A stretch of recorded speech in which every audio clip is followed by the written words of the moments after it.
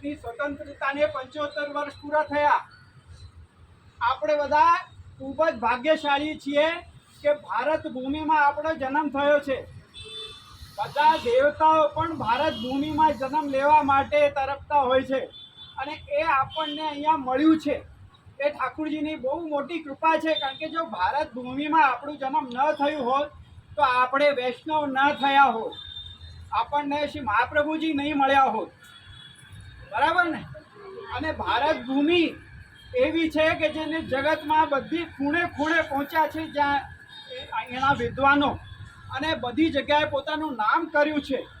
પણ એક વાતનું દુઃખ છે કે આટલા વર્ષોમાં આપણે આટલી બધી પ્રગતિ કરી, ઘણું બધું મેળવ્યું છે। 75 વર્ષમાં આપણે ભારતમાં ક્યાં હતા ને ક્યાં પહોંચી ગયા છીએ। રોકેટ સુધી લોન્ચ કર્યું છે અને બધું કર્યું છે આપણે, પણ આપણા યુવાઓ જે છે એ મોટા થઈને પછી પોતાનો દેશ છોડીને વિદેશ જતા રહે છે અને પોતાનું કમાઈ માટે જ એ લોકો ત્યાં વસી જાય છે। આપણે ભારતના જે ટેલેન્ટ છે એ બધા વિદેશીઓ એનું કમાય છે। આપણે એ લોકો પૈસા એટલું બધું ઓફર કરે કે આપણને ભારતના ક્યાંય મળવાનું નથી, એ બધાને ખબર છે, પણ એટલે બધા ત્યાં જઈને વસી જાય, એટલા સ્વાર્થી બની જાય છે કે પોતાના દેશને ભૂલી જાય છે, પોતાના મા બાપને ભૂલી જાય છે।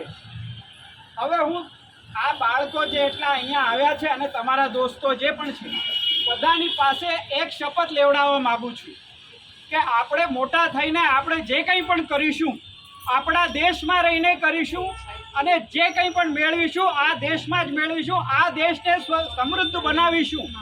આ દેશને છોડીને ક્યારેય જવાનું નથી, આપણા મા બાપને છોડીને ક્યારેય જવાનું નથી। આ દેશ આપણે જે આપ્યું છે એની સામે આપણે કંઈ આપ્યું નથી। તો આપણે હવે આ બધા છોકરાઓ તમે શપથ લો, મારા હાથ પર હાથ મૂકો કે હવે દેશ છોડીને ક્યાંય જવાનું નામ નહીં લેશો। દેશ છોડીને ક્યારેય જવાતા નહીં, પાછા આવજો અહીંયા જ અને આ દેશને સમૃદ્ધ બનાવજો। બોલો ભારત માતા કી જય, ભારત માતા કી જય, ભારત માતા કી જય।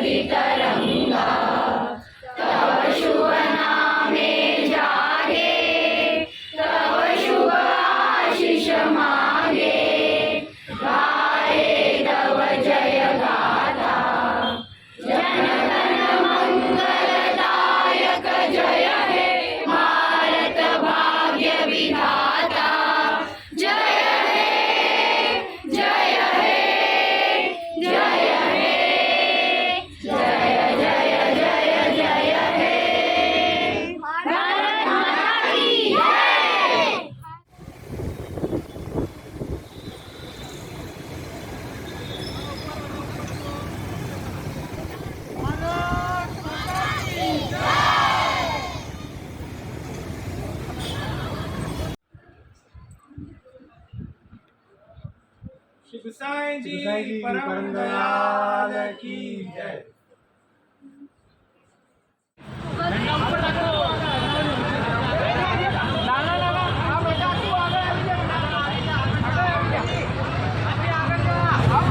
બધા અહીંયા જો મારા પાસે, બધા અહીંયા જો,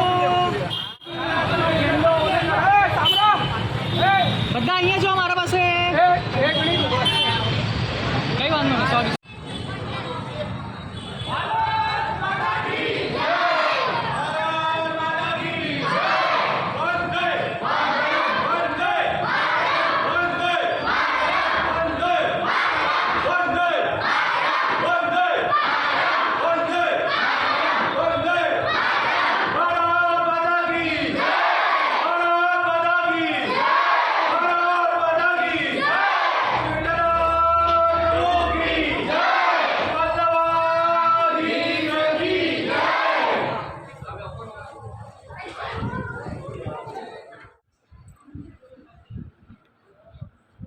गुसाई जी परम दयाल की जय। बाल कृष्णलाल प्रभु की जय। श्री वल्लभाधीश की जय। श्री गोपीनाथ प्रभु चरण की जय। श्री हुसैन जी परम दयाल की जय। श्री हरिराय महाप्रभु जी की जय। श्री हुसैन जी परम दयाल की जय। श्याम सुंदर श्री यमुने महारानी की जय। ઉપસ્થિત શ્રી વલ્લભકુળ પરિવારના ચરણોમાં મારા દંડવત પ્રણામ અને સર્વે વૈષ્ણવને જય શ્રી કૃષ્ણ. પ્રભુ શ્રી વિઠ્ઠલનાથજીનો પાઠોત્સવ એવા પુષ્ટિ પ્રાકટ્ય દિનની ખૂબ ખૂબ બધાઈ. હવે આપણે કાર્યક્રમની શરૂઆત મંગળાચરણથી કરીએ. બાલભોજની પાઠશાળાના બાળકો રજૂ કરશે મંગળાચરણ. श्री गोपीजन वल्लभाय नमः। श्री गदाचार्य चरणकमलेभ्यो नमः। श्री गुसाई जी परम दयाले नमः। श्री गुरुभ्यो नमः। चिंता संतान हंतारो यत्पादाम्बुजरे नमः। प्रियानान्तां निजाचार्य प्रणमामि मुहुर्मुहुः। यदनुग्रहतो जन्तु सर्वदुःखातिगो भवेत्। तमहं सर्वदा वन्दे श्रीमद्वल्लभनन्दनम्।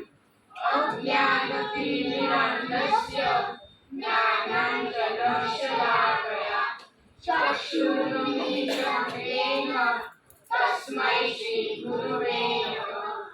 नमामि हृदये शेषे लीलाक्षिराभिषायिनम्। लक्ष्मी सहस्रलीलाभि सेव्यमानं कलानिधिम्। चतुर्भिश्च चतुर्भिश्च चतुर्भिश्च त्रिभिस्तथा षड्भिः विराजते योऽसौ पञ्चदाहृदये नमः।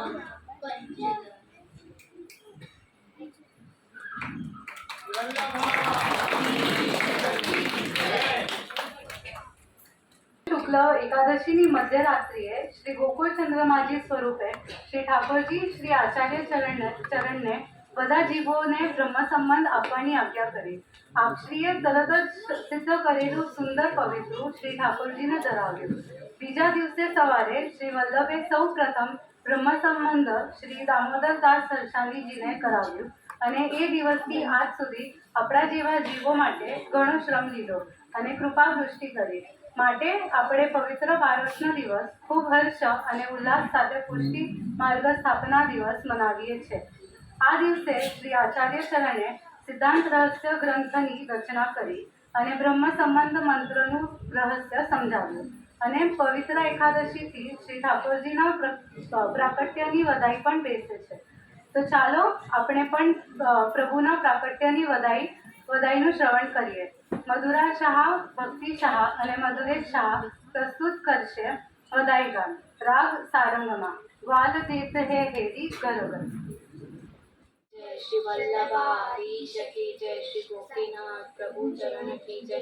श्री गुसाई जी परम दयाल की जय। श्री हरिराय महाप्रभु जी की जय।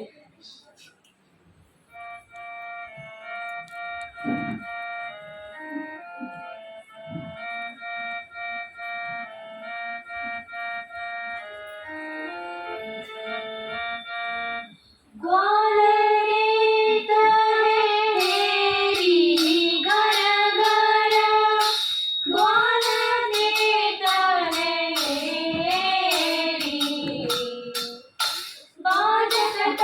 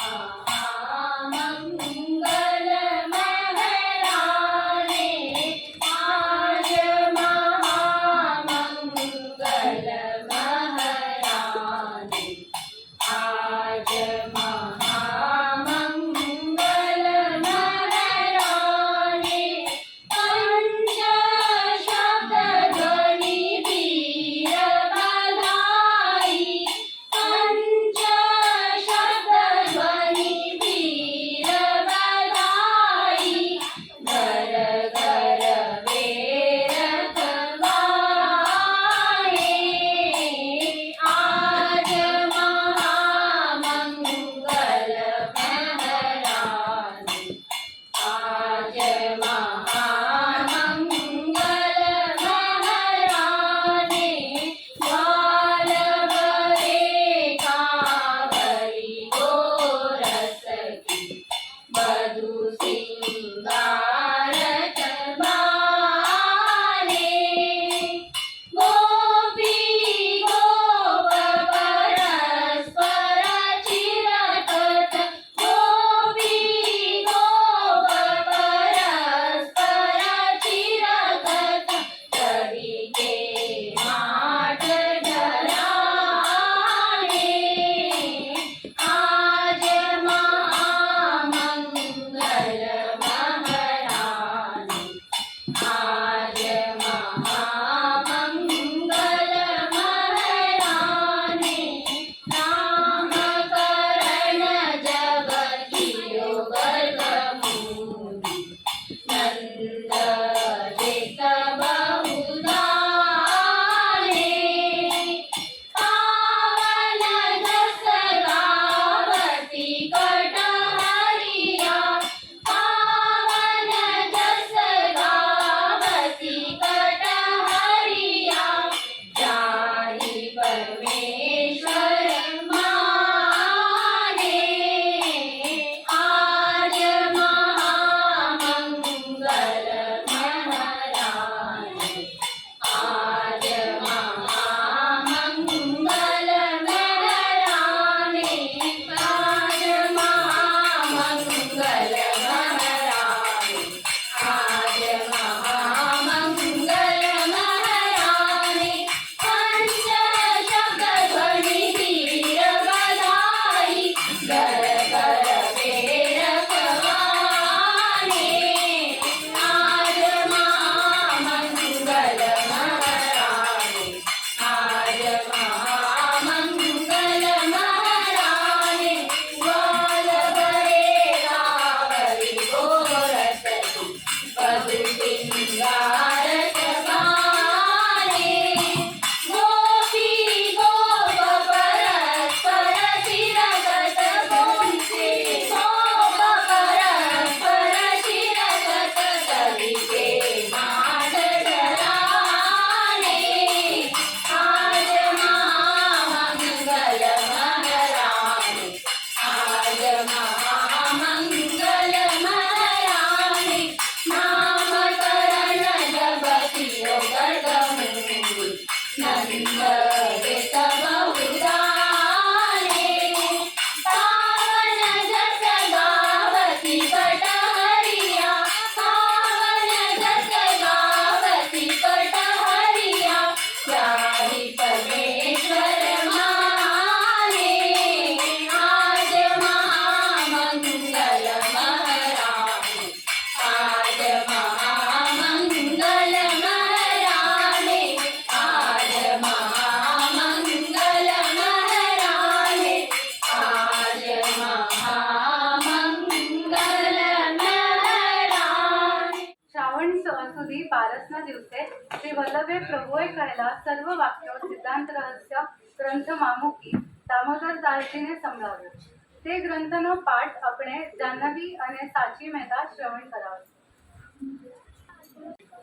कीर्तनाथ प्रभु की जय श्री वल्लभाधीश की जय अथ सिद्धांत रस्य श्रावणस्यामले पक्षे एकादश्या महानिशि साक्षात् भगवता प्रोक्तम् तदक्षर च उच्यते ब्रह्म संबंध कर्म सर्वेषां देह जीवयो सर्वदोष निवृत्ति दोषा पंचविधा स्मृता सहजादेश कालोत्तरा लोकवेद निरूपिता संयोगजा स्पर्शजाच न मन्तव्या कथञ्चन अन्यथा सर्वदोषाणां न निवृत्तिः कथञ्चन असमर्पितवस्तूनां तस्मात् वर्जनमाचरेत् निवेदिभिः समर्पैव सर्वकुर्यादिति स्थितिः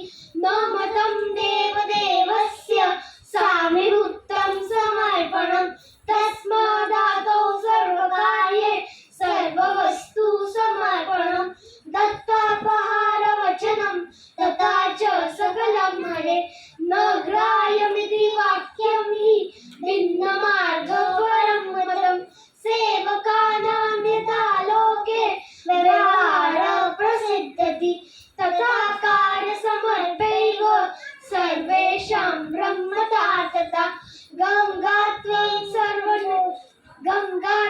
सर्वदोषाणां गुणदोषादिवर्णना गङ्गात्वेन निरूप्या स्यात् तद्वदत्रापि चेवहि इति श्रीमद्वल्लभाचार्य विरचितं सिद्धान्तरस्यं संपूर्णं श्रीवल्लभ સુંદરની દીક્ષા સમર્પણની ભાવના સર્વે કઈ વાણીને આપણને ખૂબ મોટું દાન કર્યું છે. જો શ્રી વલ્લભ પ્રકટ ન થયા હોય તો આપણને પ્રભુની સાથનો સંબંધ જ ન થાય અને આપણે આસુરી જીવોની માફક અહીં ત્યાં ફર્યા કરતા હોય. એવા શ્રી વલ્લભના આપણે શું ગુણ ગાઈએ? આપનું ચરિત્ર અગાધ છે. આવા વલ્લભના ચરિત્રથી પોતાની વાણી પવિત્ર કરવા બાલબોધિની પાઠશાળાના બાળકો હવે વક્તવ્ય રજૂ કરશે. સૌ પ્રથમ શ્રી વલ્લભના પૂર્વજોની જાણકારી આપણને રુદ્ર શર્મા કરાવશે. श्री महाप्रभु जी के पूर्वजों की सूची. श्री यज्ञ नारायण जी ने जिन्होंने 32 सोम यज्ञ किए. श्री गंगाधर भट्ट जी ने जिन्होंने 28 सोम यज्ञ किए. श्री गणपति भट्ट जी ने जिन्होंने 30 सोम यज्ञ किए. श्री वल्लभ भट्ट जी ने जिन्होंने 5 सोम यज्ञ किए. श्री लक्ष्मण भट्ट जी ने जिन्होंने 5 सोम यज्ञ किए.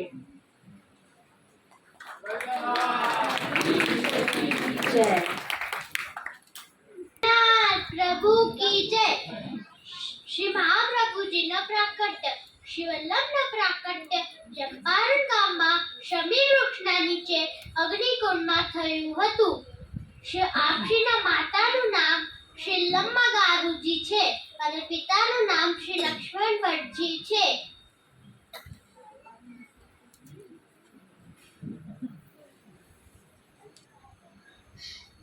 શ્રી વલ્લભનું નામકરણ સંસ્કાર શ્રી ગર્ગાચાર્ય મુનિ દ્વારા થયું હતું, જેમને શ્રી ઠાકોરજીનું પણ નામકરણ કર્યું હતું.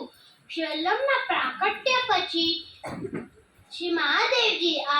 સ્વયં શ્રી મહાદેવજી આપના દર્શન માટે પધાર્યા. ત્યારે શ્રી મહાદેવજીએ આપશ્રીને એક વાઘ નખ ભેટ રૂપે ધરાવ્યું.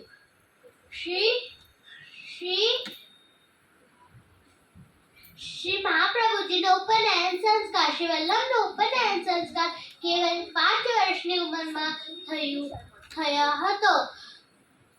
ત્યારબાદ આપશ્રીએ કેવલ 4 મહિનામાં આપનો વિદ્યા અભ્યાસ પૂર્ણ કર્યો. આપશ્રીના 4 ગુરુ છે. વિદ્યા અભ્યાસ પૂર્ણ કરી આપશ્રીએ પ્રથમ પૃથ્વી પરિક્રમા આરંભ કરી ઘટ સરસ્વતી પર વિજય. પૃથ્વી પરિક્રમા કરતા કરતા શ્રી વલ્લભ એકવાર ઓછા નગરીમાં પધાર્યા. ત્યાંના રાજાનું નામ રામભદ્ર નારાયણ છે. એ રામભદ્ર નારાયણ છે. તેમના દરબારમાં સભા ચાલતી હતી. ત્યાં એક ઘટ સરસ્વતી નામનો એક તાંત્રિક હતો. તે તાંત્રિકે સરસ્વતીજીને પોતાના વશમાં કરી એ ઘટમાં પૂરી રાખ્યા હતા. શ્રી મહાપ્રભુજીએ તાંત્રિકને વાતમાં હરાવ્યું અને સરસ્વતીજીને ઘટમાંથી મુક્ત કર્યા. આવી રીતે તાંત્રિકને હાર થઈ અને સભામાં શ્રી વલ્લભનો જય જયકાર થઈ રહ્યો. શ્રી વલ્લભાધીશ કી જય. મારી કોઈ બોલવામાં ભૂલ થઈ હોય તો આપ શ્રી મને ક્ષમા કરજો. श्री विठ्ठला प्रभु की जय. श्री अम्बे महारानी की जय. श्री वल्लभाधीश की जय. श्री महाप्रभुजीનું કનકાભિષેક. શ્રી વલ્લભ પૃથ્વી પરિક્રમા કરતા કરતા વિદ્યાનગર પધાર્યા. ત્યાંના રાજાનું નામ કૃષ્ણદેવરાય હતું. તે સમયે ત્યાં બધા પંડિતોનો વિવાદ ચાલતો હતો. શ્રી મહાપ્રભુજીએ બધા પંડિતોને હરાવી સાકાર બ્રહ્મવાદની સ્થાપના કરી. ત્યારબાદ આપશ્રીએ સોનાની મુદ્રાઓ લઈ જલમાં પધરાવી એ જલથી શ્રી મહાપ્રભુજીના સ્નાન કરાવ્યા. શ્રી મહાપ્રભુજીએ એક થાળીમાં સોનાની મુદ્રાઓ લઈ આપશ્રીને ભેટ કરી જેમાંથી આપશ્રી 7 મુદ્રાઓ લઈ શ્રીનાથજીના નુપુર સિદ્ધ કરાવ્યા. બાકીની મુદ્રાઓથી શ્રીનાથજીના આભરણ બનાવવાની આજ્ઞા કરી. શ્રી મહાપ્રભુજીનો વિવાહ. એક સમયે શ્રી મહાપ્રભુજી પૃથ્વી પરિક્રમા કરતા કરતા પંઢરપુર પધાર્યા. ત્યાં ચંદ્રભાગા નદીના કિનારે શ્રી વિઠ્ઠલનાથજી આપશ્રીને મળવા પધાર્યા. ત્યારે વિઠોબાજીએ શ્રી મહાપ્રભુજીને લગ્ન કરાવવાની આજ્ઞા કરી અને કહ્યું કે જ્યારે આપ આ પૃથ્વી પરિક્રમા પૂરી કરશો ત્યારે આપશ્રીને મળવા પોતાની કન્યા વિવાહ પ્રસ્તાવ લઈને એક બ્રાહ્મણ આવશે. આપ એની કન્યા મહાલક્ષ્મી સાથે વિવાહ કરજો. આમ શ્રી મહાપ્રભુજીનો વિવાહ શ્રી મહાલક્ષ્મીજી સાથે થાય છે. શ્રી વલ્લભાધીશ કી જય. દામોદરદાસ સરસાનીજીનો પ્રસંગ શ્રવણ કરશે એશના શાહ. श्री विठ्ठलनाथ प्रभु की जय. दामोदरदास સરસાનીજી શ્રી મહાપ્રભુજીના સેવક છે અને 84 વૈષ્ણવની વાર્તામાં એમની વાર્તા સંખ્યા 1 છે. શ્રી વલ્લભ પ્રથમ પૃથ્વી પરિક્રમા કરતા કરતા વર્ધા ગામમાં પધાર્યા. ત્યાં ગામના નગર શેઠને 4 પુત્ર હતા. એમના સૌથી નાના પુત્રનું નામ દામોદરદાસ સરસાનીજી હતું. એક દિવસ દામોદરદાસજી ગોખલામાં બેઠા હતા. એટલામાં શ્રી વલ્લભ ત્યાંથી પધાર્યા. આપશ્રીના દર્શન કરતા જ દામોદરદાસજીને ઘર સંપત્તિ કશાની ભાન ન રહી અને ગોખલામાંથી કૂદી પડ્યા અને આપશ્રીના સાષ્ટાંગ દંડવત પ્રણામ કરી એમના શરણે આવ્યા. પછી શ્રી મહાપ્રભુજીએ દામોદરદાસજીને જોઈને આજ્ઞા કરી કે અરે દંભલા તું આવ્યો. ત્યારે દામોદરદાસજીએ કહ્યું હું તો ક્યારની આપની રાહ જોઉં છું. દામોદરદાસજીને શ્રી મહાપ્રભુજી પ્રેમથી દમલા કહેતા. શ્રાવણ માસની સુદ એકાદશીએ શ્રી મહાપ્રભુજી પ્રથમવાર જ્યારે શ્રીમદ ગોકુલ પધાર્યા ત્યારે દામોદરદાસજી પણ એમના સાથે હતા. રાત્રિના સમયે આપ શ્રી યમુનાજીના ગોવિંદ ઘાટના તટ પર વિશ્રામ કરતા હતા. ત્યારે એમના મનમાં એક ચિંતા થઈ કે જીવોનો શ્રી ઠાકોરજી જોડે સંબંધ કેવી રીતે થઈ શકે. આપ શ્રીને ચિંતામાં જોઈ સાક્ષાત શ્રીનાથજી બાવા પ્રકટ થયા. આપના દર્શન કરી શ્રી મહાપ્રભુજી અતિ પ્રસન્ન થયા અને શ્રી મધુરાષ્ટકનું ગાન કરવા લાગ્યા. પછી શ્રી ઠાકોરજીએ આપ શ્રીની ચિંતા દૂર કરી બ્રહ્મસમન મંત્રનું દાન કર્યું.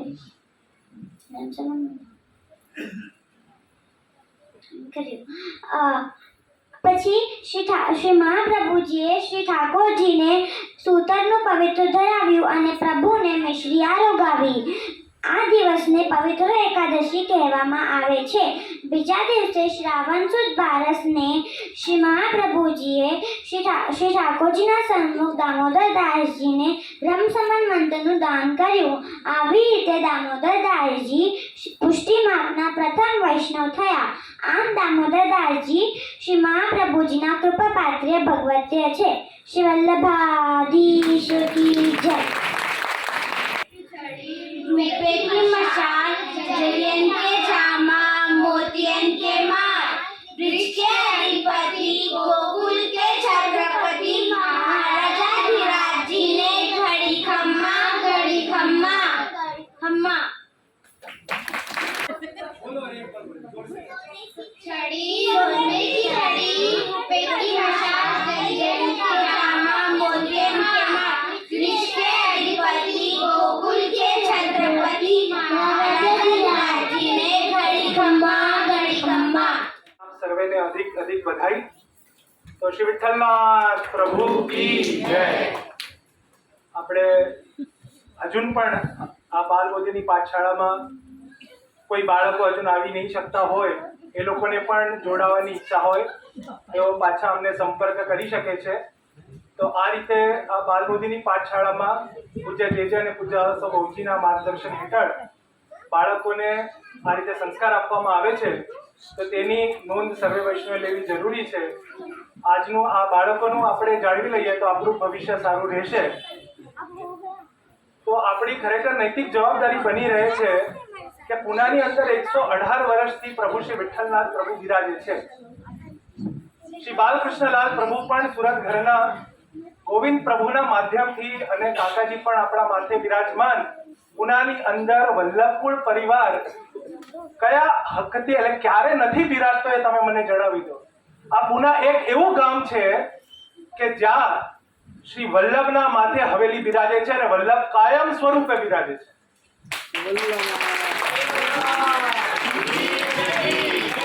હવેલીઓ તો ઘણી છે, મુખ્ય ભીતરીઓના હાથમાં હવેલીઓ ઘણી છે, ટ્રસ્ટીઓના હાથમાં હવેલીઓ ઘણી છે, પણ આ હવેલીઓમાં આપણે મહાપ્રસાદ દર્શન વગેરે પણ ન કરી શકીએ કે જ્યાં શ્રી વલ્લભ મહાપ્રભુજીના સિદ્ધાંત અનુસાર હવેલી ના બનતી હોય. તો જો બનતી હોય તો આપણે જવું જ જોઈએ અને આપણું કર્તવ્ય છે. પણ જો પુનાની અંદર આવો પ્રચાર થતો હોય કે પુનાના ગામમાં અંદર કે વલ્લભકુળનું પોષણ નથી મળતું, તો આપણી નૈતિક જવાબદારી બને છે કે આપણે એનો વિરોધ કરવો જોઈએ અને નિષેધ કરવો જોઈએ, છે કે નહીં? તો આ પુનાની અંદર મારે કોઈના ઉપર ઓલું નથી કરવું, પણ છેલ્લા ઘણા દિવસોથી એટલે 2-4 મહિના 5 મહિના પહેલા બધી જગ્યાએ એવો પ્રચાર કરવામાં આવે છે કે પુનાની અંદર વલ્લભકુળ પરિવારની અછતના કારણે કે એમનું પોષણ ન મળે એના કારણે અમે આ બધું કરી રહ્યા છીએ. તો વી આર સોરી.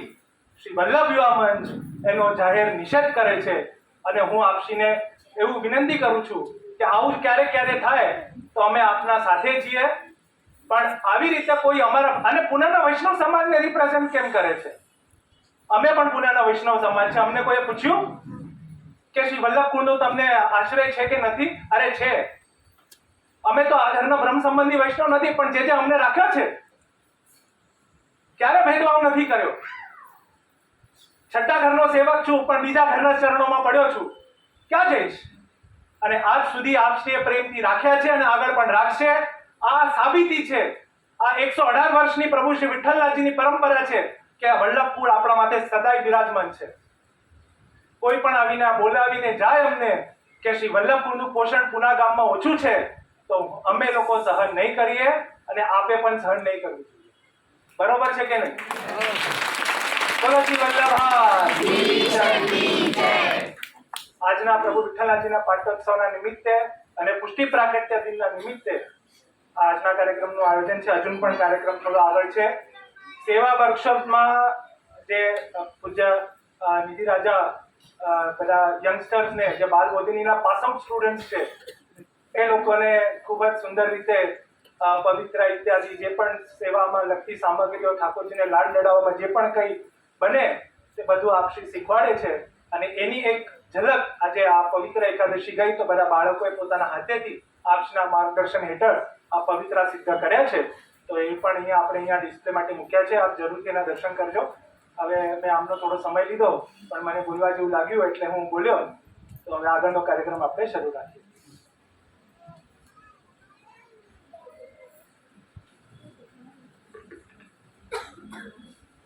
કાર્યક્રમમાં આગળ અગ્નિબેન ગાંધી પોતાનું વક્તવ્ય રજૂ કરશે.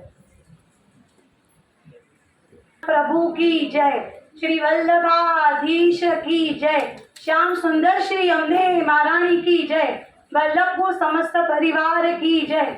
અત્રે ઉપસ્થિત સર્વે વૈષ્ણવને મારા જય શ્રી કૃષ્ણ.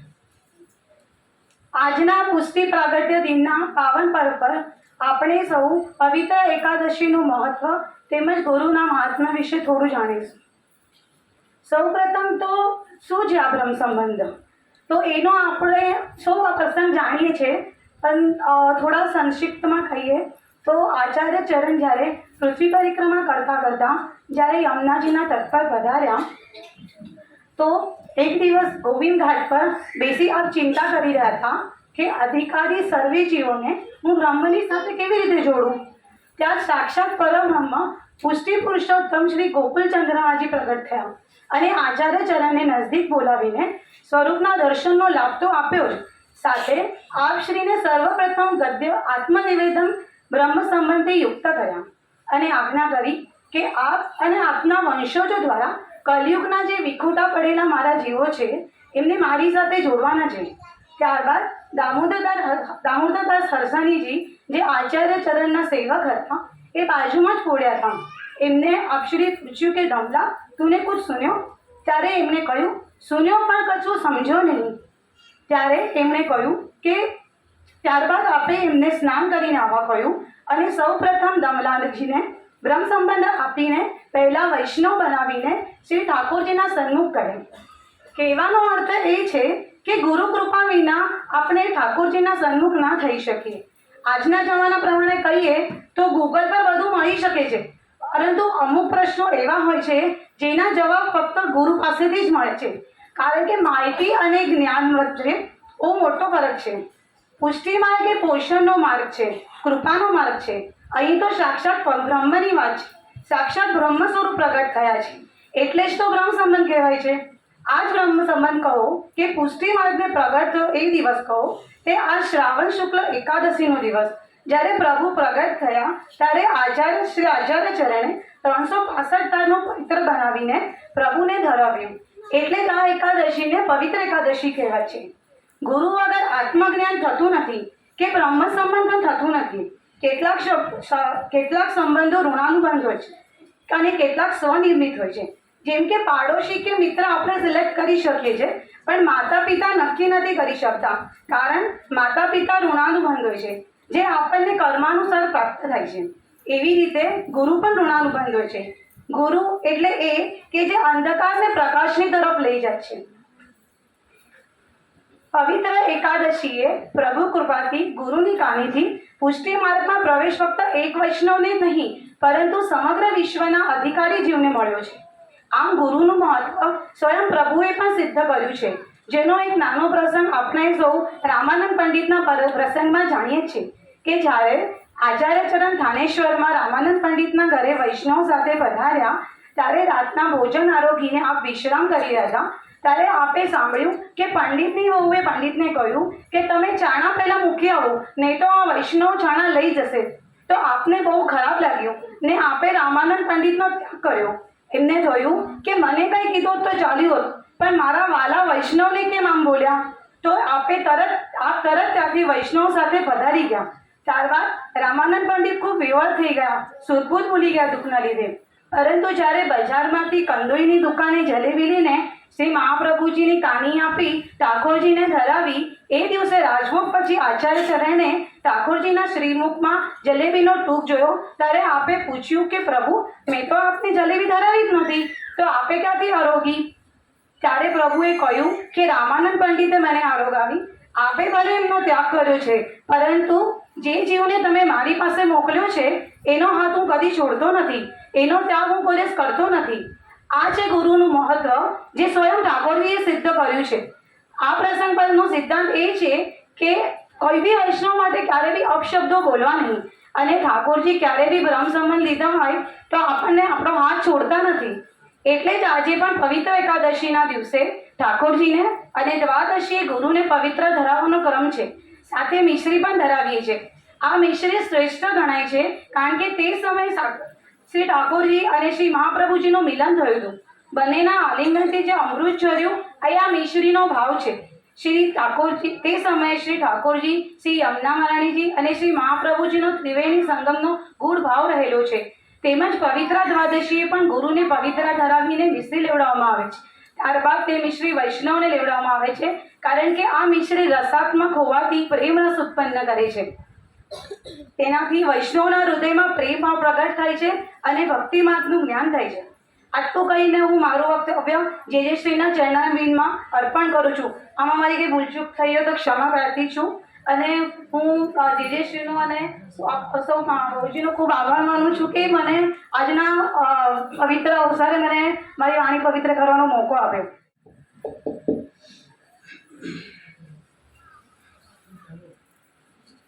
स्वामिनी भावगौरस्य स्वस्वरूपं प्रदर्शितः कटाक्षे विठ्ठलस्य शामताशुतं स्वस्वेन प्रभावेन स्वेषामुपैरूपतां स्पष्टं बोधयितुं गौरश्याम श्रीविठ्ठलेश्वरः सुन्दरं जलकृतं कृतं स्त्रीगोढभावात्मकं कण्डूकजन्मस्थलन्तर्गतं प्राविवेशतः संश्लिष्टावयवगौरसमय कृष्णो हि यत्साक्षितं रूपं तत्तत्यात्मकं ब्रह्मवीर्यं सदा वर्तमानं श्री वल्लभपतिनतिं तेजोराशिर्दयार्णवं गुणातीतं वन्दनं श्री गोपीनाथमाश्रये सायं कुञ्जालयस्थासनप्रविलसत्वर्णपात्रं सुबोधं प्राचत्यक्योपवितं परितमोसनं गौरमं भोजोक्तं प्राणानायम्यनसाविष्टुभेदकरं कर्मराजद्युक्तं वन्दे धन्वलिताक्षं भगवन्तदैवं विठ्ठलेशं सुरेशं यत्पादाम्बुराहुत्यानात् गोविन्दं विन्दते जना वन्दे श्री गोविन्दरायन्तं श्री विठ्ठलेशं बाबा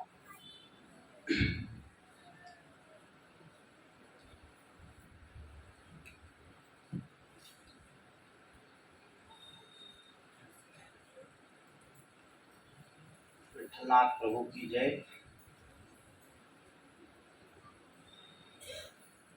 और इस बार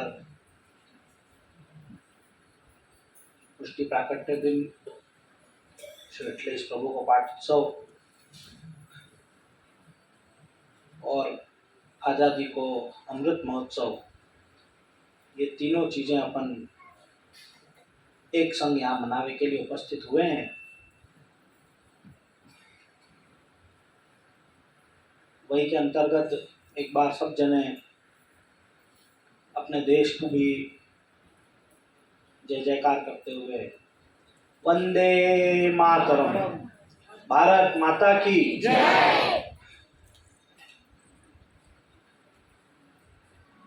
पितृचरण पूज्य श्री पितृचरण श्री बुआ जी, परिवार के अन्य सभी सदस्यों के नमस्कार करते हुए आप सभी वैष्णवों को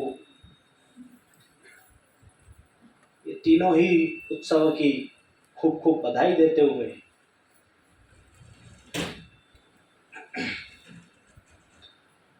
अपन आज के पाठ उत्सव को जो विषय है वाके ऊपर थोड़ी सी चर्चा करें।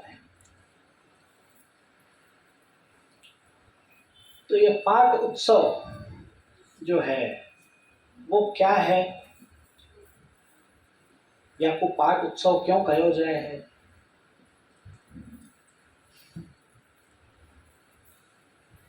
अपने माथे विराजते सेव्य स्वरूप जा दिन अपने घर पधारे, जा दिन अपन अपने सेव्य स्वरूप को एक स्थायी जगह से कोई दूसरी स्थायी जगह पे पधरा के ले जावे, नूतन मंदिर को निर्माण करके वहाँ में आपको स्थायी रूप से पधरावे, वह दिन को जो है अपने यहाँ सांप्रदायिक जो आपको शब्द है सो आपको पाठ उत्सव कहो जाए। पाठ माने क्या? साधारण भाषा में अपन कहें तो पट्टा पटिया जो होए, एक बैठवे को स्थान जो होए, गुजराती में का कहें आपको पाटला, तो वो जो पाटला जो होए, तब पाठ उत्सव क्यों कही? आपके घर में ठाकुर जी पाटिया पे विराज रहे हैं, यहाँ अपने हवेली में आप दर्शन कर रहे हो तो यहाँ पाटिया पे विराज रहे हैं। पूरे संप्रदाय में आप कहीं भी दर्शन करने जाओ, कहीं भी ठाकुर जी आपको पाटिया पे विराजते हुए तो नहीं दिखे। सब जगह सिंहासन पे, गादी तकिया पे इस प्रकार से ही विराजे, सांगा माचीन पे विराज रहे हैं, सिंहासन पे विराज रहे हैं। अपन ठाकुर जी को हिंडोला में, पलना में, बंगला में, नौ चौकी पे वर्ष भर में आते हुए अलग अलग उत्सव मनोरथन में अपन हर चीज पे ठाकुर जी को पधरावे, पर कभी भी अपन ने ठाकुर जी को पाटिया पे नहीं पधराए। फिर भी आपको जो है पाठ उत्सव क्यों कहो जाए?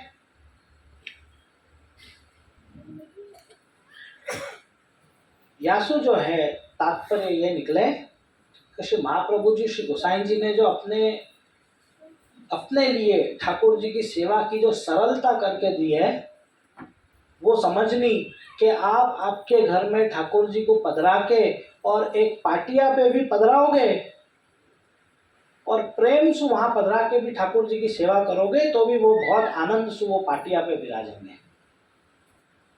आप श्री को विराजने के लिए सिंहासन की ही आवश्यकता होए ऐसा कोई जरूरी नहीं है। आपके घर की व्यवस्था में आप एक पाटिया पे भी ठाकुर जी पधराओगे तो भी वहां आप खूब आनंद से, खूब सुख से विराजेंगे। अब आपको अपन थोड़ा सा जो है श्रीमद् भागवत में ठाकुर जी की लीला के प्रसंगन में इत्यादि में कहीं कहीं आके रेफरेंस अगर ढूंढवे जाएं तो वो भी अपने को प्राप्त हो जाएंगे। गोपी परिषद के समय पे जब गोपी जनन ने अपनो ओढ़नी, उपरना इत्यादि बिछा के और ठाकुर जी को वहां पधराए तो वहां भी भावना यही हुई कि आप पाटिया पे विराज रहे हैं।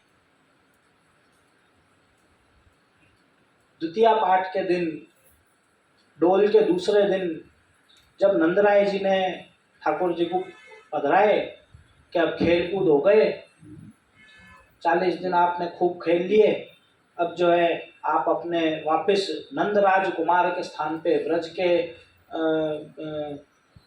राजकुमार के स्थान पे आप वापस पधारो और विराजो। तब भी आपको एक पटिया पे पधरा के और आपके तिलक किए कि अब तो आप राजकुमार, ब्रज के राजकुमार कहलाओगे, तो वहां भी आप पटिया पे विराजिए। इन सब चीजों के जो है आधार लेके और संप्रदाय की ये जो टर्मिनोलॉजी निकली कि पाठ उत्सव, तो आप वैष्णव ठाकुर जी पुष्ट करावे के लिए अपने गुरु उनके पास जाओ, ठाकुर जी उनको वहाँ पधराओ, वे ठाकुर जी पुष्ट करावें, दूसरे दिन आप वापस ठाकुर जी को अपने घर पधरा के लाओ।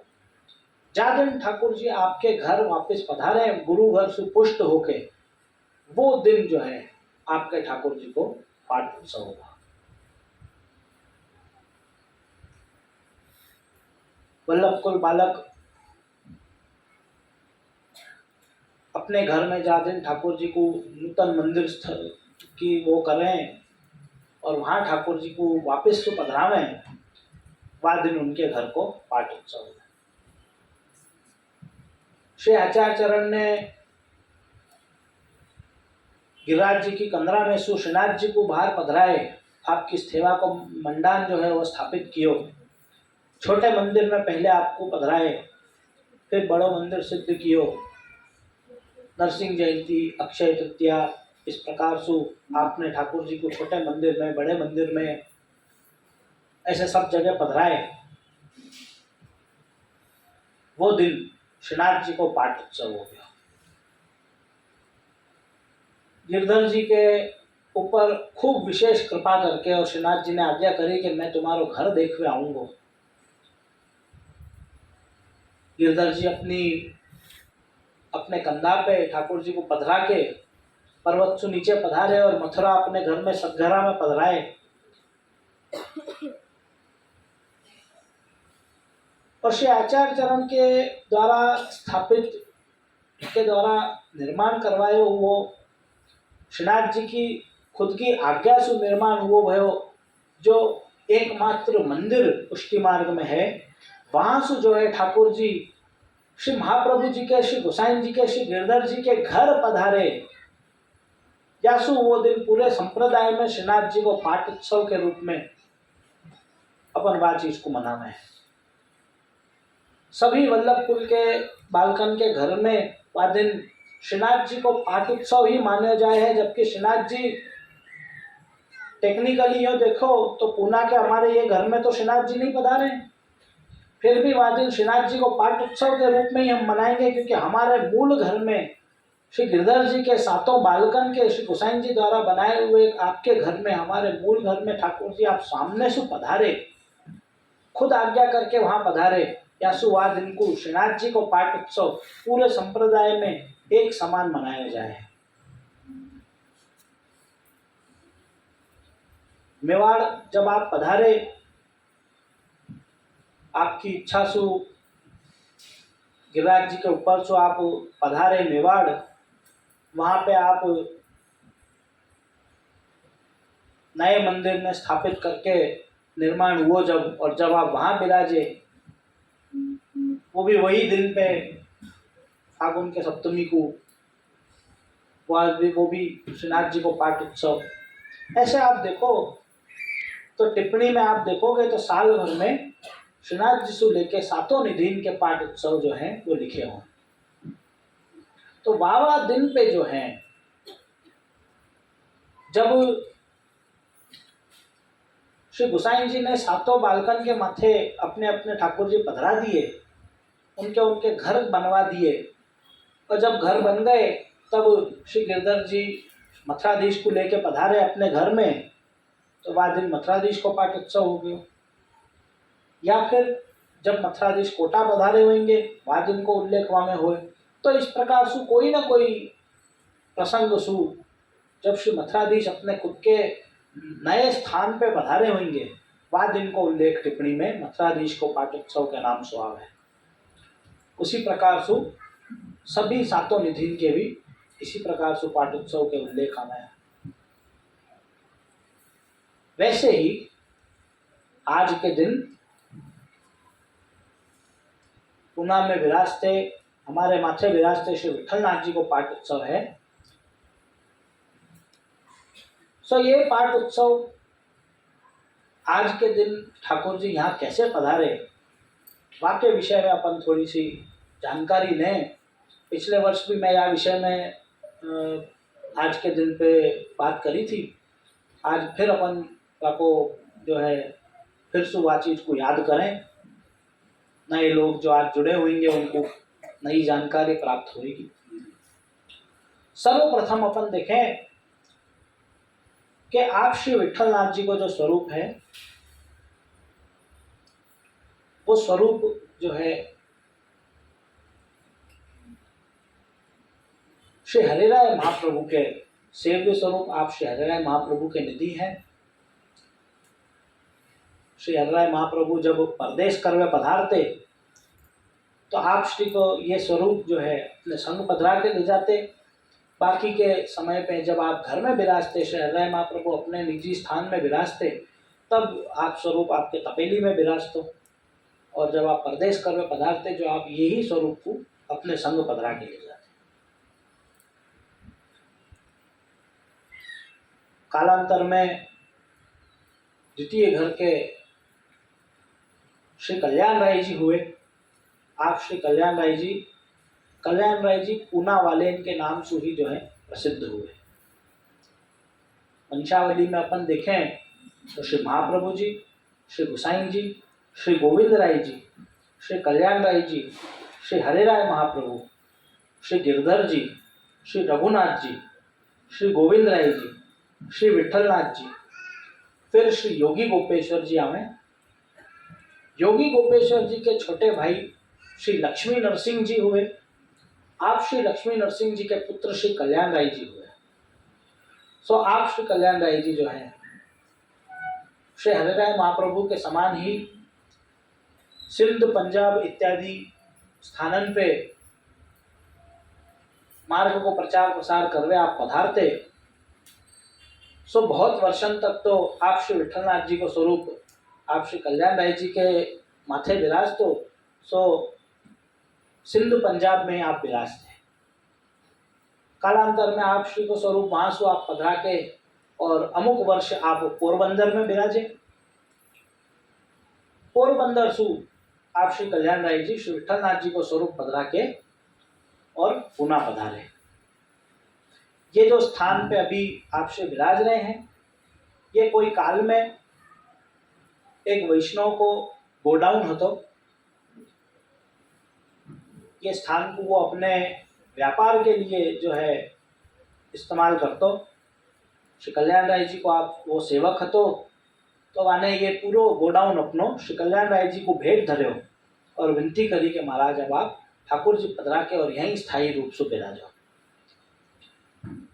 वह वैष्णव की विनती को स्वीकार करके और श्री कल्याण राय जी पोरबंदर सु ठाकुर जी को पधरा के और आप श्री यहाँ विराजे। अमुक वर्ष ये मंदिर में आप विराजे, तो ये करीब 250 वर्ष पुरानी बात है। ठाकुर जी यहाँ मंदिर में अमुक वर्ष विराजे, 60-70 वर्ष के करीब विराजे। फिर यहाँ प्रभु इच्छा से जो है अग्निकांड हो। वह अग्निकांड के समय पे मंदिर को बहुत नुकसान भयो। जो वह समय पे यहाँ पे स्थायी रूप से श्री कल्याण राय जी आपके कोई पुत्र नहीं हते, शोभा बेटी जी आपके एक बेटी जी हते, तो स्थायी रूप से श्यामा बेटी जी, सब केवल श्री श्यामा बेटी जी यहाँ विराजते। और जो मुखिया भीतरिया सब हते वो सब ठाकुर जी को वह समय पे अपने हाथ में पधरा के और जो है मंदिर में सु सब लोग बाहर निकले। और सामने की गली में बाबू शेठ को वाड़ा है। सो वह वाड़ा में जाके आप अमुक वर्ष ठाकुर जी वहाँ विराजे, जब तक कि ये मंदिर को वापस सु रीडेवलपमेंट नवीनकरण नहीं हुआ तब तक आप वहाँ विराजे। आज से 118 वर्ष पहले वो मंदिर को नव निर्माण होके और बाबू शेठ के वाड़ा से जब ठाकुर जी वापस यह मंदिर में अपने स्थायी रूप से विराजे, 100 दिन आज को है। सो यह आज को अपनो पाठ उत्सव माने जाए।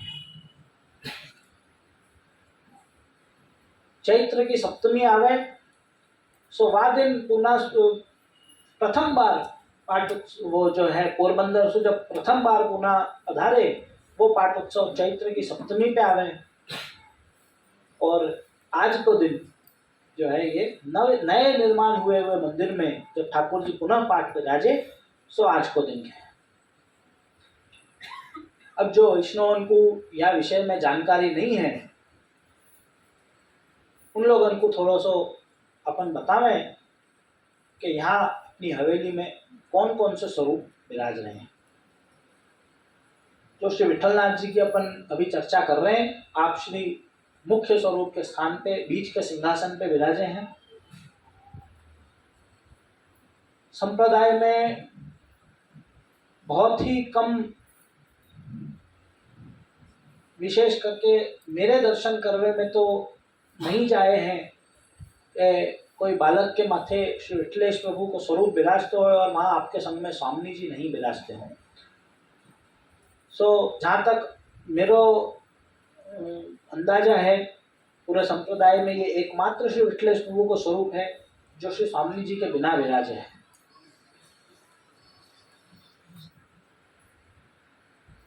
आप श्री के दक्षिण आड़ी पूना वाले कल्याण राय जी, आप श्री को श्रीनाथ जी की सेवा में बहुत आसक्ति थी। श्री जी की सेवा में बहुत जल्दी आप पहुंच नहीं पाते, सो आपको विरह होते हैं। तो एक दिन श्रीनाथ जी ने स्वप्न में पधार के आपको आज्ञा करी कि मेरो एक स्वरूप सिद्ध करो और वही में आप मेरी सेवा करियो। तो आप श्री ने अपने श्रेयस्थ सु, खुद के श्रेयस्थ सु एक काष्ठ को श्रीनाथ जी को स्वरूप जो है वो सिद्ध कियो।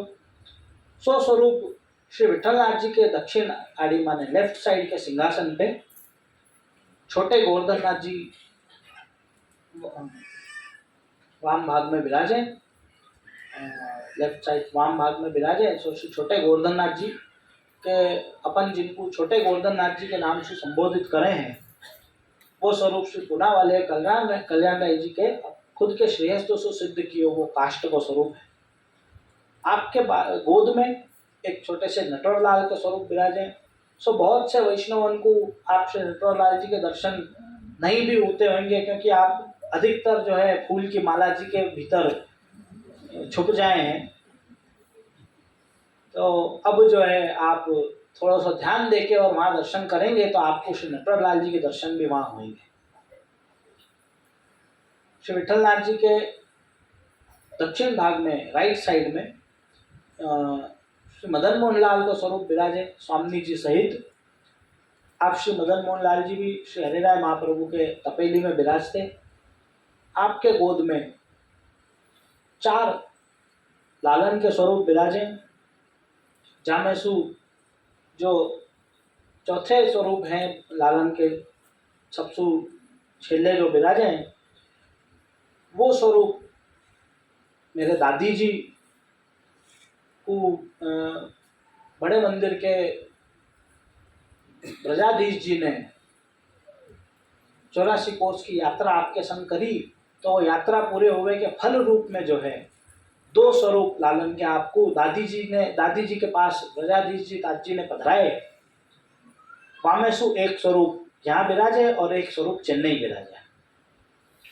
तो वो 3 स्वरूप तो प्राचीन विराज रहे हैं श्री मदन मोहन जी के साथ में ही, और एक स्वरूप अभी कुछ एक 41 वर्ष पूर्व की बात है कि श्री दादी जी के माथे वो ब्रजाधीश जी ने पधराए, और ब्रजाधीश जी के पास पधारे हुए स्वरूप में सु एक लालन दादी जी ने यहाँ पधराए और एक लालन चेन्नई पधराए।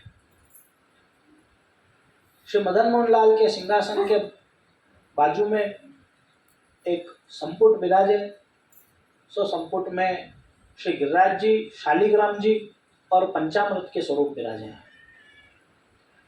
संपुट के बाजू में एक पलंगड़ी जी पे चतुर्थ कुमार श्री गोकुलनाथ जी, श्री गोसाई जी के चतुर्थ पुत्र श्री गोकुलनाथ जी के हस्ताक्षर विराजे हैं।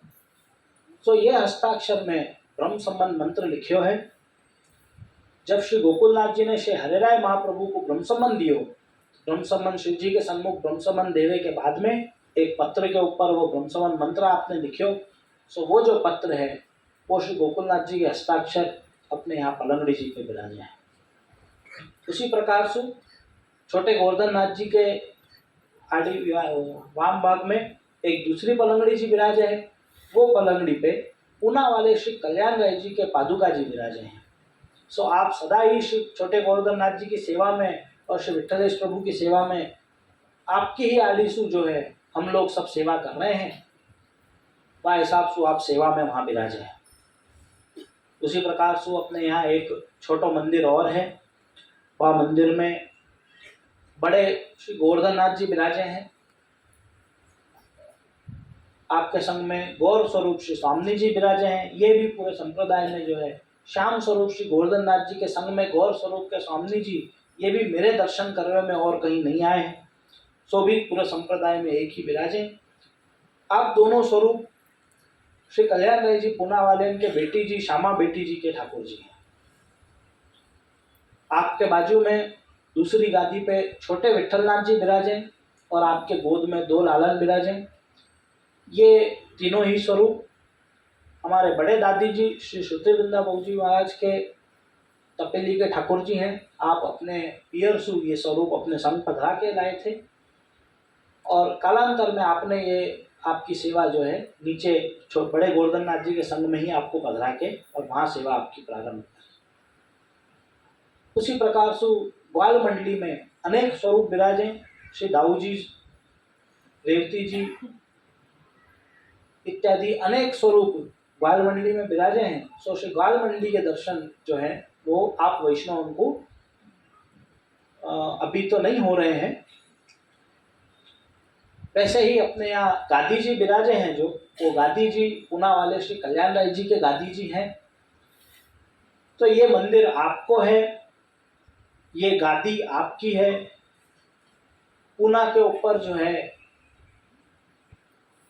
गादी को क्या तात्पर्य, गादी जी क्यों विराजे हैं, यह विषय में अपन थोड़ा सा विचार करें। तो ये ठाकुर जी, ये संपत्ति, यहाँ चलने वाली सेवा, ये सब चीज जो है गादी जी के अंतर्गत हो रही है। आप देखो तिलकायत से लेके और सातों पीठाधीश्वर के उनके आप क्रम देखोगे, सब जगह आपको वो तिलकायत के यहाँ श्री महाप्रभु जी, श्री गोसाई जी की गादी जी आपको नाथद्वारा में देखने को मिले हैं।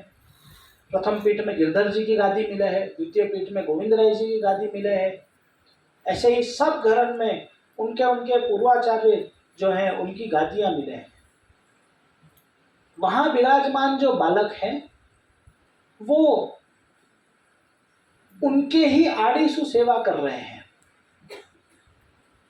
तिलकायत महाराज श्री महाप्रभु जी, श्री गोसाई जी के स्वरूप सु सेवा कर रहे हैं। द्वितीय पीठ के द्वितीय पीठाधीश्वर श्री गोविंद राय जी के स्वरूप से सेवा कर रहे हैं। सप्तम पीठाधीश्वर श्री घनश्याम जी के स्वरूप से सेवा कर रहे हैं। हरि इच्छा सु जब गादी पे अगली जनरेशन आवे है तो वो गादी जी के ऊपर ही या आपके गादी जी के सानिध्य में बैठ के ही उनको तिलक होवे हैं कि अब ये गादी के उत्तराधिकारी ये हुए, या ये गादी के ऊपर अब ये जो है बालक विराजेंगे, तो वो गादी को रिप्रेजेंटेटिव करे हैं। तो ये जो स्थान है, ये जो स्वरूप है, यहाँ चलने वाली जो वहीवट है, वो सब चीज गादी जी के अधीन ही कहलाई जाए। गादी जी के आड़ी सु ही सब सेवाएं चल रही हैं। ये विठलनाथ जी को मंदिर नहीं है, ये श्री कल्याण राय जी पूना वाले इनको घर है जहां श्री विठलनाथ जी आप विराज रहे हैं। और ये घर के जो हैं सारे अधिकार जो हैं वो गादी जी के हैं। ये महत्व है गादी को। अपने यहाँ गादी जी को बहुत पुष्टि मार्ग में बहुत महत्व है। श्री महाप्रभु जी के सिद्धांतन के अनुसार ठाकुर जी की सेवा करनी तो गादी जी के अधीन होके ही करनी पड़े। जैसे श्री गोकुलनाथ जी के प्रसंग में अपन सुने कि सेवा तो बाप बेटा कर गए और हम लकीर पीट रहे हैं, तो सेवा तो पलंगड़ी जी और गादी जी कर रहे हैं, बाकी सब जो है घर के जितने ही सदस्य हैं वो सब तो माध्यम रूप हैं केवल। तो गादी जी को अपने यहाँ बहुत विशेष महत्व है। ये पुष्टि मार्ग में की पूना के जो सेक्टर है, पुष्टि मार्ग को पूना को सेक्टर जो है वो कल्याण राय जी पूना वाले इनकी गादी संभाल रही है। पूना के ऊपर जो पुष्टि मार्ग को जो राज है, जो राजा है, वो श्री कल्याण राय जी पूना वाले इनकी गादी है। पूरे संप्रदाय को ये गादी जी रिप्रेजेंट कर रहे हैं पूना में। ये अपने यहाँ पे गादी जी को महत्व भी समझना बहुत वैष्णव को आवश्यक है। सैद्धांतिक तौर पे आप देखो, ये मैं थोड़ा सा कंट्रोवर्शियल विषय पे बहुत ज़्यादा नहीं जाना चाहूँ, पर थोड़ा सा आपको समझाने के लिए आप लोग ये बात को समझो कि आज के लीगल जो चीज़ें हैं उन चीज़ों को ध्यान में रखते हुए मंदिर की वहीवट संभालने के लिए एक ट्रस्ट को आयोजन किया जाए है और वो ट्रस्ट के द्वारा मंदिर को सब आयोजन हुए हैं। पर ये ट्रस्ट के अंतर्गत मंदिर की पेढ़ी पे जो कोई भेंट इत्यादि आप लिखा रहे हो टेक्निकली वो सब भेंट जो है गादी जी की कहलाई जाए, क्योंकि वहीं के द्वारा जो है सेवा ठाकुर जी की चलेगी। यह विषय पे बहुत ज़्यादा अंदर जानो, वो एक अलग ट्रैक पे अपन चले जाएं। यासु केवल समझने के लिए आप इतना समझो कि जो कोई सेवा आप जो है पेड़ी पे लिखाओ हो, वो सब टेक्निकली गादी जी के अंतर्गत आवे हैं, वो सब गादी जी की संपत्ति के अलावे है, और वहाँ के द्वारा ठाकुर जी की सेवा गादी जी के तरफ से जो है ठाकुर जी की सेवा सब चले है। तो आप श्री कल्याण राय जी पूना वाले की गादी जी है, आपकी गादी जी के नीचे एक पलंगड़ी पे हमारे बड़े ताज जी श्री गोपेश्वर लाल जी महाराज के पादुका जी विराजे। आप श्री कल्याण राय जी पूना वाले के जो है केवल एक श्यामा बेटी जी हुए, आपके कोई पुत्र नहीं हुए। सो ये जो है कल्याण राय जी के बाद में श्यामा बेटी जी ने यहाँ को सब वहीवट संभाली। कालांतर में जब श्यामा बेटी जी वयोवृद्ध हुए, तब आपने द्वितीय पीठाधीश्वर श्री गोपेश्वर लाल जी महाराज के, आप जब बालक रूप आते, जब आप द्वितीय पीठ पे भी नहीं विराजे थे, वह समय पे ही जो है ये पूरे जो है यहाँ को वहीवट, ये संपत्ति आपके ठाकुर जी, ये सब चीज़ें श्यामा बेटी जी ने गोपेश्वर लाल जी महाराज के को सौंप दी थी कि ये घर जो है अब आप संभालें। यासु आपके पादुका जी हमारे बड़े दादी जी ने गादी जी के संग में पधराए। इस प्रकार से अपने यहाँ श्री विठलनाथ जी की हवेली में जो सब स्वरूप विराजे हैं, ये उनको इतिहास और आप श्री को जो है परिचय ये अपन ने समझो।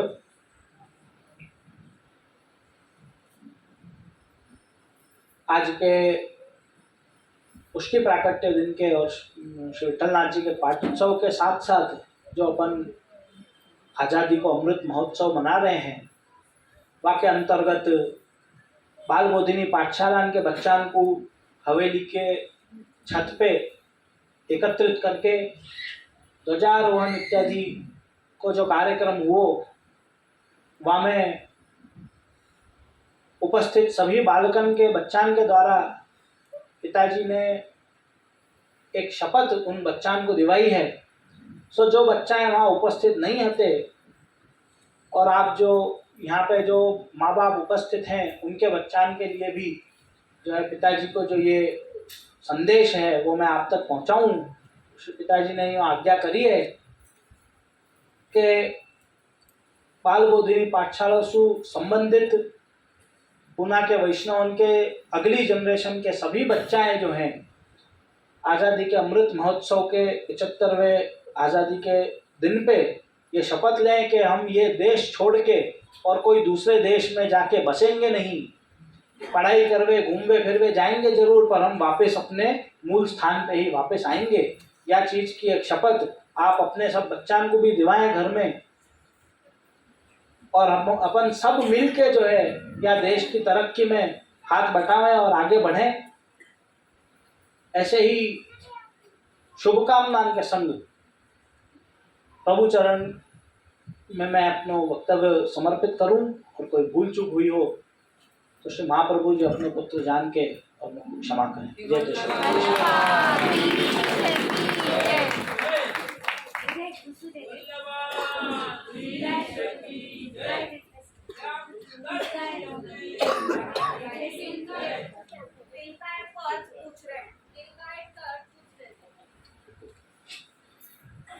वल्लभ कुल को तिलक जो है वो आपको क्या तिलका है, तो सभी हमारे पूरे वल्लभ कुल संप्रदाय को जो लीडर कहो, सातों पुत्र के जो है पिता के स्थान पे विराजमान श्री गोसाई जी के गादी पे विराजमान, हम सब के पिता के स्वरूप विराजमान जो स्थान है, वह स्थान को तिलकायत कहो जाए। वल्लभ कुल को तिलक है वो, यासु जो है वहाँ पे शब्द तिलकायत है।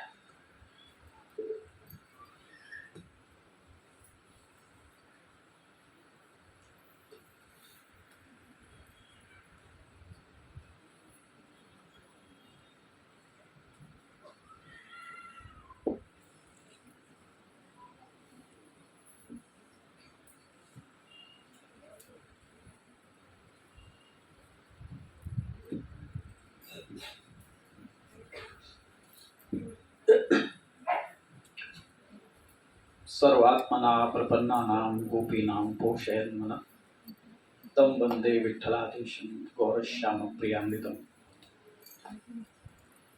सौन्दर्यं निजगतं प्रकटितं स्त्रीगूढभावात्मकं पुंरूपं च पुनस्तदन्तर्गतं प्रागीविशत्स्वप्रिये संश्लिष्टावुभयोर्बभौ रसमयः कृष्णोऽपि यत्साक्षिकं रूपं तत्त्रितयात्मकं परमभिध्येयं सदा वल्लभम् श्रीवल्लभप्रतिनिधिं तेजराशिं दयार्णवं गुणातीतं गुणनिधिं श्रीगोपीनाथमाश्रये सायं कुञ्जालयस्थासनमुपविलसत्स्वर्णपात्रं सुदौतं राजद्यज्ञोपवितं परितन्वसनं गौरमं भोजवक्त्रं प्राणानायम्यनासा पुटनीतकरं कर्णराजद्विमुक्तं वन्देऽर्थमुन्मिलिताक्षं रघुनाथतिलकं विठ्ठलेशं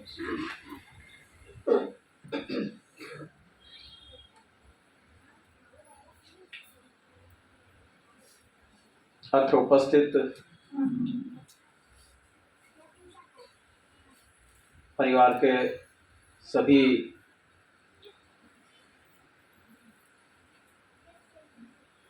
बड़े सबको नमन करते हुए और परिवार के अन्य सदस्यों सहित आप सभी वैष्णवों को आज के उत्सव की बहुत बहुत बधाई है। अपन जैसा कि सबने बताया और आप सब जानो ही हो कि अपन श्री विठलनाथ जी को ऊना के हवेली को 118वां पाठोत्सव मना रहे हैं और साथ ही साथ हर वर्ष के समान पुष्टि प्राकट्य दिन भी अपन मना रहे हैं। और प्रभु कृपा से आज ये लॉन्ग वीकेंड होते हुए भी इतनी उपस्थिति आप सबन की देख के बहुत आनंद हो रहे हो। नहीं तो बहुत से तो वैष्णव निकल गए होंगे बहुत बार, पर फिर भी जितने भी हैं बहुत आनंद भयो देख के। और आज अपन ने जो आज़ादी को अमृत महोत्सव मनायो ध्वजवंदन करके, वहाँ में भी बच्चों को उत्साह और सबन को देख के बहुत आनंद भयो। आज के कार्यक्रम में भी सबन ने बहुत सुंदर प्रस्तुति करी। बच्चों ने मंगलाचरण, बधाई गान, बहनन ने बधाई गान, इन सबन के बहुत सुंदर रहे। सबने प्रस्तुति अच्छी रखी, स्वर ताल इत्यादि को बहुत सुंदर रंग सु सबन ने, बच्चा ने भी और सब बहनन ने भी बहुत सुंदर रंग सु प्रस्तुत किया। और साथ ही अपन ने आज के दिन को, यानी कि आज के दिन को मेरा मतलब है कि पुष्टि प्राकट्य दिन को भी अपन ने महत्व समझो, सिद्धांत रहस्य को पाठ भयो और क्यों पुष्टि प्राकट्य दिन माने हैं अपन, वो भी अपन ने समझो, याद कियो। और सिद्धांत रहस्य ग्रंथ या के ऊपर भी थोड़ा सो विचार भयो कि या में कौन सो रहस्य है, ये बात को भी थोड़ा सो अपन ने अपनी चर्चा भई, बात हुई। तो वही संदर्भ में भी मैं भी थोड़ा वहाँ में जोड़ना चाहूँगा। जो नए विद्यार्थी आए हैं बाल बोधनी पाठशाला के और दूसरे भी जो नए आए हैं, उन सबको भी ये स्मरण रहे कि या ग्रंथ को नाम सिद्धांत रहस्य ये क्यों है। आप लोग बहुत बार सुन चुके हो, जो हर वर्ष आए हैं कार्यक्रम में, उन सबको तो मालूम ही है। तथापि जो नए हैं उनको थोड़े थोड़े समय में अपन को या को रिवाइव करना पड़े है। तो ये ग्रंथ को नाम सिद्धांत रहस्य है। यहाँ पे अपन सब जाने हैं कि पुष्टि मार्ग में 2 प्रकार की दीक्षा दी जाए है। एक तो अष्टाक्षर मंत्र की दीक्षा होवे है और दूसरी होवे है ब्रह्म संबंध मंत्र की दीक्षा, जाको गद्य मंत्र भी कह रहे हैं।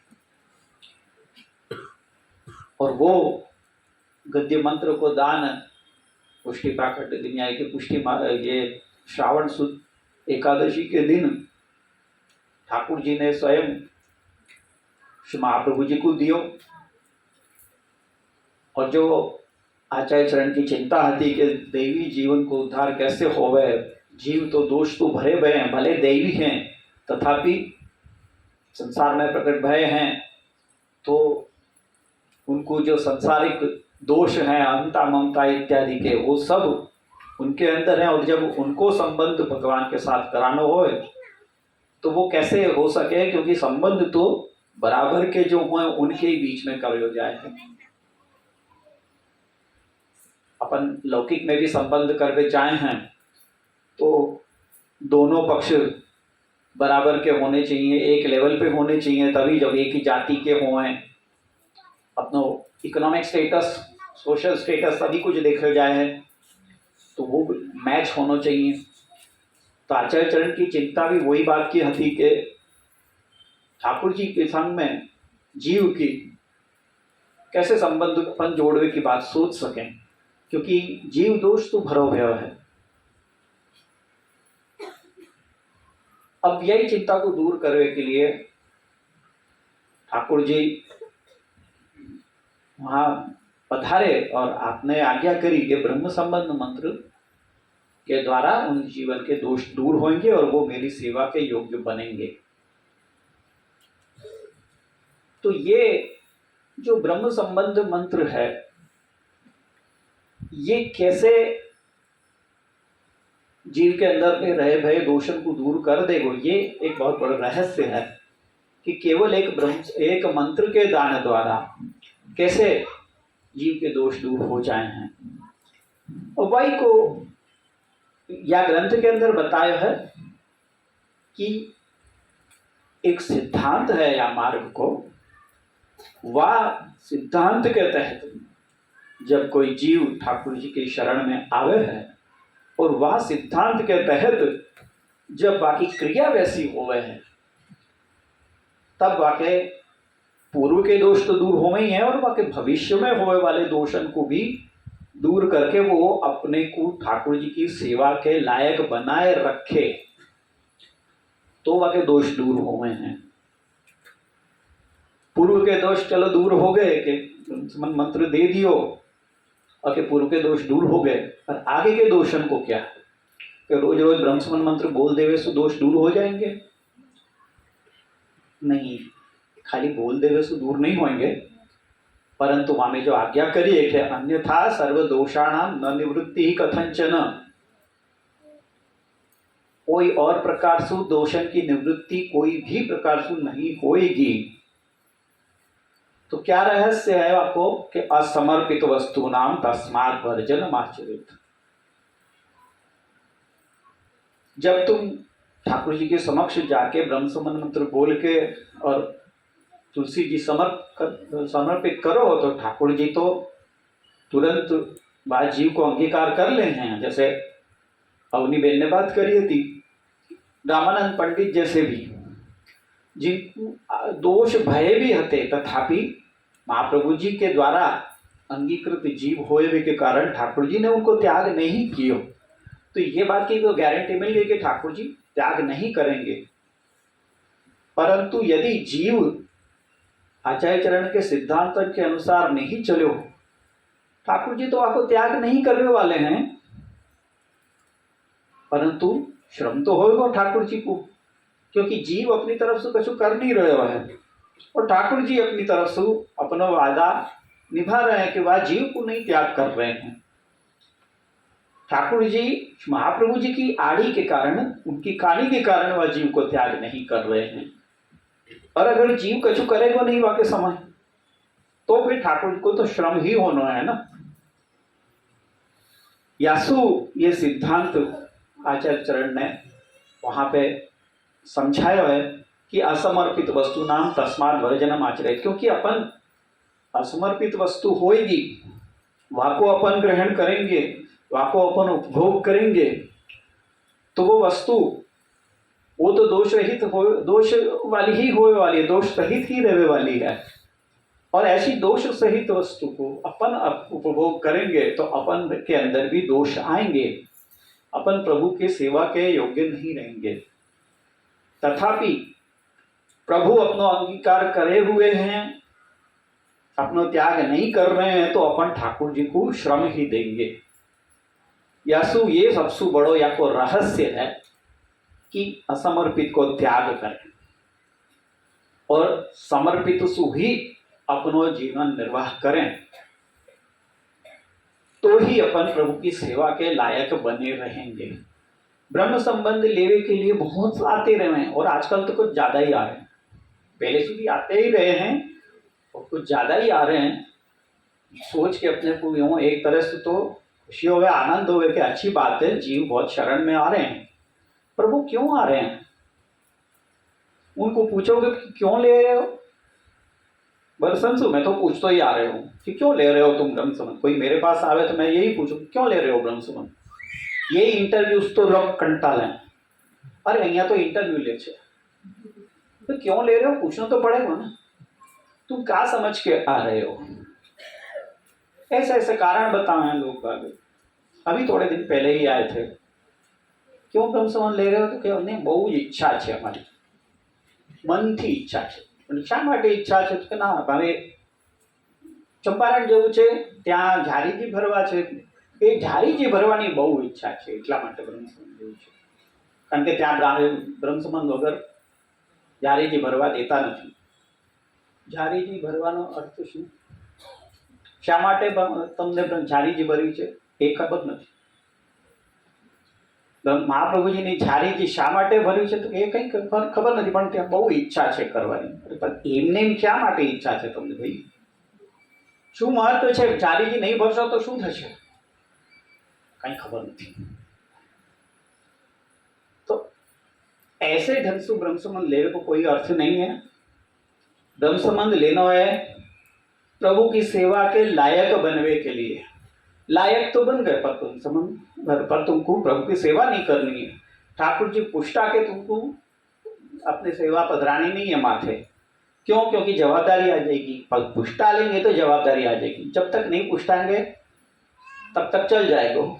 नहीं भी करी सेवा, करी करी नहीं करी नहीं करी, तो ये जवाबदारी नहीं चाहिए। मैं कहूँ तुमको ठाकुर, अब तुम अपने घर में तुमको बालक की क्या जरूरत है, तुमको अपने बच्चा परिवार की क्या जरूरत है। एक बच्चा की फोटो रख लो और वाई को जो पलना खिलाओ, वाई को लालन पालन करो, और बच्चा मत करियो क्योंकि जवाबदारी है ना। ना वो कैसे करे, वो तो करना पड़े। तुम विवाह मत करियो, तुम अपने एक कन्या को या कन्या वर को एक जाको जो भी पसंद है बाकी एक फोटो ले लीजिए, वो रख लीजिए, बाकी रोज रोज करियो, बाकी देखियो करियो, मैं तो सु प्रेम करूं, मैं तो सु प्रेम करूं, बाकी कहते रहियो। वो करोगे का नहीं, वो तो विवाह तो करना पड़े। तो ये भी विवाह ही है ना। और जब तुमने विवाह कियो है तो जानो भी पड़ेगा ससुराल, बाकी संग में रहना भी पड़ेगा, वाके सानिध्य में रहना पड़ेगा, वाके घर में रहना पड़ेगा, अपनो घर छोड़ के वाके साथ अपनो जीवन बिताना पड़ेगा। मैं विवाह कर लूंगी पर मैं जाऊंगी नहीं, ससुराल नहीं जाऊंगी, डोली रख दो कहा।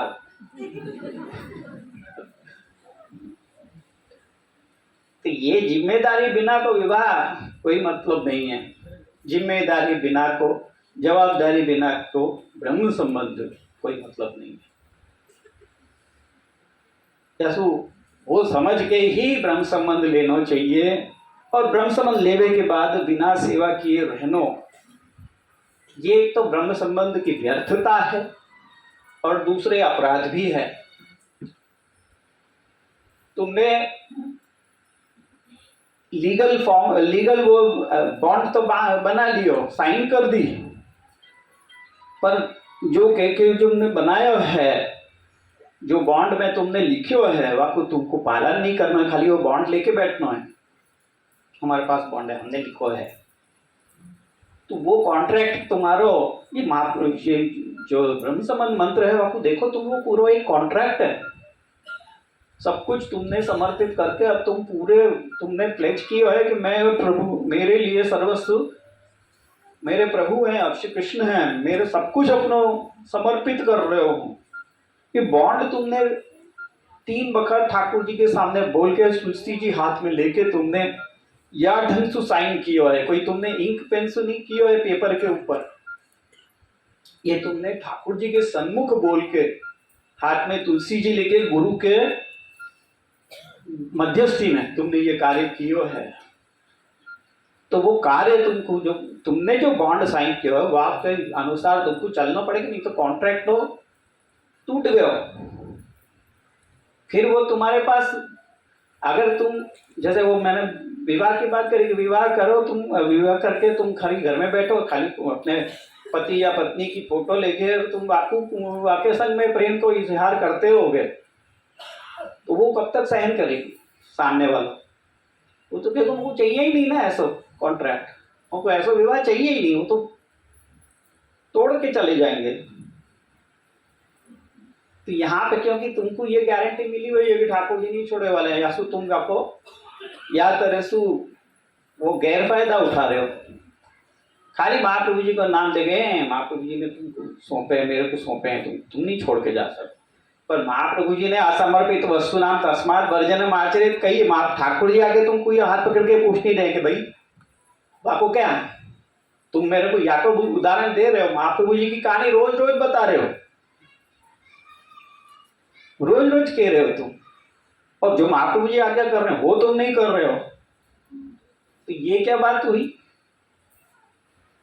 तो ये बात है या कारण सु और दोष तू भरो भय जीव कैसे दूर होएगा कि तो लौकिक का संबंध तो छूटने वाला नहीं है तुमको, कि सन्यासी बनकर जाना नहीं है, रहना तो यही संसार के अंदर है, सारे लौकिक निभाने हैं तुमको, सब कुछ करना है, कछु भी छोड़ना नहीं है, छोड़ने की आगे करी नहीं है। सन्यास मन को सन्यास कही है, वो मन को सन्यास अपन नहीं कर रहे हैं।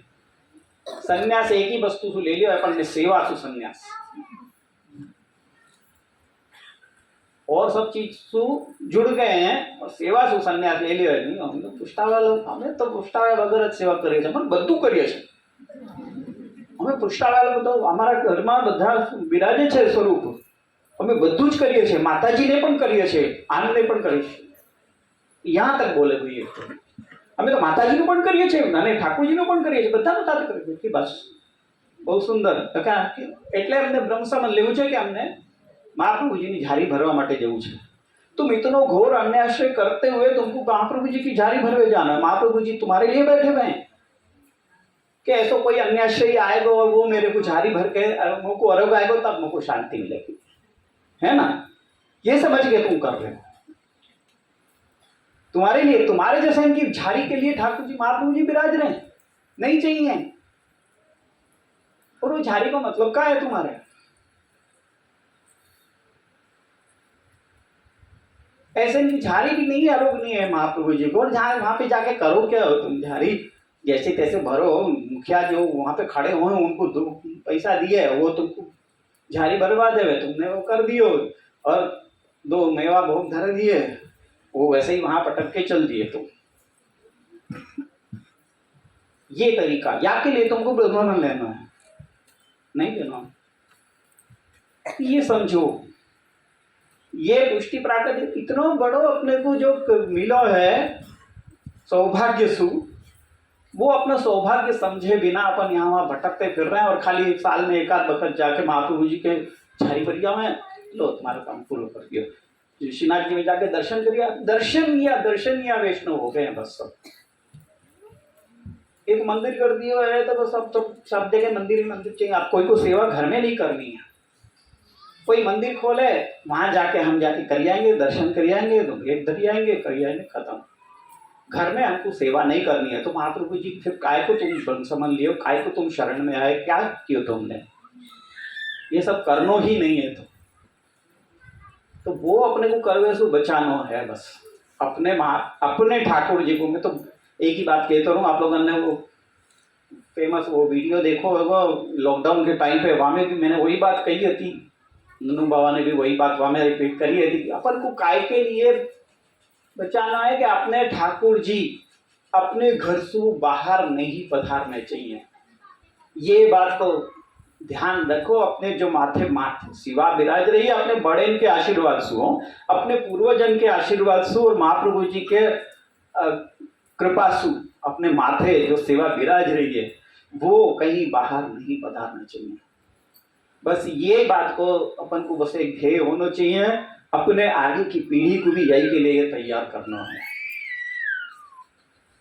कि अपने प्रभु अपने माथे उनको अपने प्रभु की कृपा अपने परिवार के ऊपर सदा बनी रहे, कि अपन इतना ज़्यादा लौकिक में भी नहीं चले जाएं कि अपन जो सब कुछ अपन ने जाकू समर्पित कर दियो है वही के पीछे अपन दौड़ते रहें। जो चीज को अपन ने छोड़ दियो है, त्याग कर दियो है मनसु, केवल एक क्या कस्टोडियन के रूप में अपन अपनी जो लौकिक संपत्ति है ना वो सबको अपन कस्टोडियन के रूप में संभाल रहे हैं। अपना नहीं है कछु भी, अपन केवल कस्टोडियन है। ये बात को ध्यान में रखें कि ये अपन कस्टोडियन है, अपन को केवल संभाल के रखनी है प्रभु की सेवा में उपयोग करने के लिए, अपने लिए नहीं है। बस ये बात को याद रखने के लिए यासु निवेदनम तो स्मर्तव्यम इत्यादि जो आज्ञाएं हैं ठाकुर जी आचार्य चरणन की, वो भी यही के लिए हैं। वैष्णव उनके संग में बैठ के सत्संग भी यही के लिए करना है कि अपना निवेदन को स्मरण बनो रहे, अपन को ये याद रहे कि अपन सब कुछ समर्पित कर चुके हैं। अगर अपन भी बाकी सब जीवन के समान वाई में लगे रहे, चर्षणी की तरह घूमते रहे और अपन भी प्रवाही जीवन के समान ही बने रहे, तो फिर मतलब क्या है वैष्णव घर में जन्म लेवे को।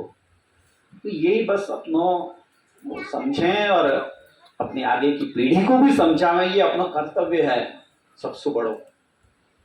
जैसे अपन को देश के प्रति कर्तव्य है, आज के जो 75 वर्ष के अपन लोग मना रहे हैं, देश के प्रति भी अपना कर्तव्य है। देश को भूल के बाहर दौड़ रहे हैं, ऐसे ही अपने ठाकुर जी को भूल के अपन भी बाहर दौड़ रहे हैं। वो भी तो कहीं मत दौड़ो, दौड़ो जाओ घूमो फिरो वापिस आओ, ये याद रखो कि अपने माथे कौन विराज रहे हैं। बस अपने देश को याद रखो, अपने प्रभु को याद रखो, अपने माँ बाप को याद रखो, वो मत भूलो। उन्हीं की वजह से तुम्हारा अस्तित्व है, बस ये मत भूलो। यही के लिए बस ये स्मरण करावे के लिए पुष्टि प्राकट्य दिन अपन मनावे हैं। बाकी बहुत समय हो गया है, या सो अधिक केवे के लिए अभी तो बहुत आते रहेंगे।